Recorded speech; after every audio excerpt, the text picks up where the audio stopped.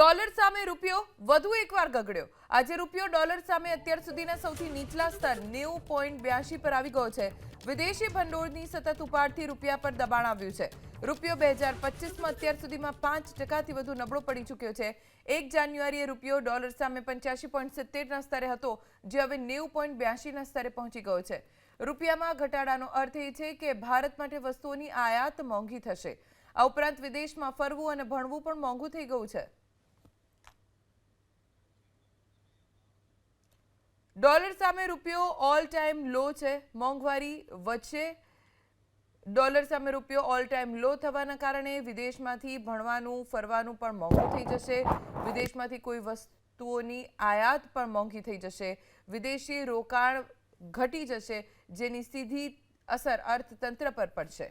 આજે રૂપિયો ડોલર સામે અત્યાર સુધીના સૌથી નીચલા સ્તર 90.82 પર આવી ગયો છે। વિદેશી ભંડોળની સતત ઉપાડથી રૂપિયા પર દબાણ આવ્યું છે। રૂપિયો 2025માં અત્યાર સુધીમાં 5%થી વધુ નબળો પડી ચૂક્યો છે।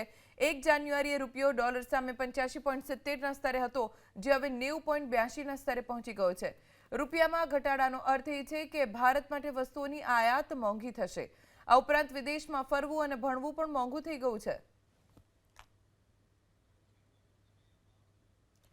ડોલર સામે રૂપિયો ઓલ ટાઈમ લો છે। મોંઘવારી વચ્ચે ડોલર સામે રૂપિયો ઓલ ટાઈમ લો થવાના કારણે વિદેશમાંથી ભણવાનું ફરવાનું પણ મોંઘું થઈ જશે। વિદેશમાંથી કોઈ વસ્તુઓની આયાત પણ મોંઘી થઈ જશે। વિદેશી રોકાણ ઘટી જશે, જેની સીધી અસર અર્થતંત્ર પર પડશે।